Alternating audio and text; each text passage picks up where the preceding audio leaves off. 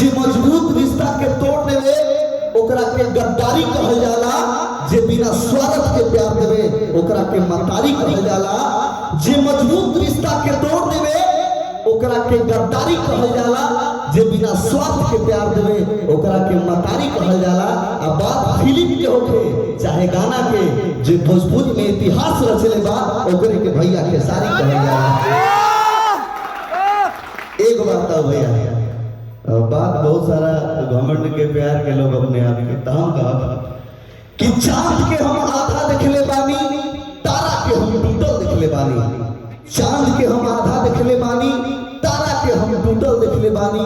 तू जरब दिया के बात करता रह तो जरब दिया के हम बूतल देखले बानी। आ अपने आप पे इतना घमंड ठीक नहीं खे काहे कि जिंदा आदमी के हम सूतल देखले बानी। तब एक दो बात कह भैया खातिर हमरा दिल में कुछ बात। एगो बात भैया, जे चढ़ते बैसाख गांव के लइकन के ताड़ी चाहिए आ होते बियाह मेहरारून के साड़ी चाहिए।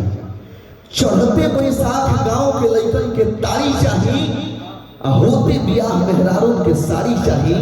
आ बात जब गीत संगीत भोजपुरी के आई तब केहू कितनो झमका लेवे, लेकिन वो जब ट्रेंडिंग स्टार खेसारी चाहिए।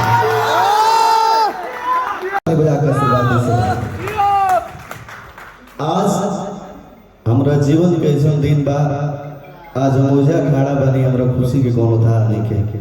सबसे पहले भैया के प्रणाम और ढेर सारा आशीर्वाद के चाहना रहे। और आज पंकज बिहारी भैया के माध्यम से भेजा तक बानी और बड़ भैया अखिलेश भैया चर्चित गीतकार जेकर आशीर्वाद हमेशा मिले रहे। बहुत धन्यवाद और भैया से ढेर सारा आशीर्वाद पाऊंगा। Thank you. आप राइटर भी हैं महाराज, बहुत अच्छा लिखा भैया जी।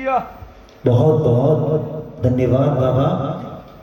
आप जैसे ब्राह्मण के मुंह से मेरी तारीफ, क्योंकि ब्राह्मणों के मुंह से जिसकी तारीफ होती है वो कहीं ना कहीं अलग लेवल पे होता है। और मुझे लगता है कि सबसे ज्यादा प्यार कलाकारों में ब्राह्मणों का आशीर्वाद खेसारी को मिलता है।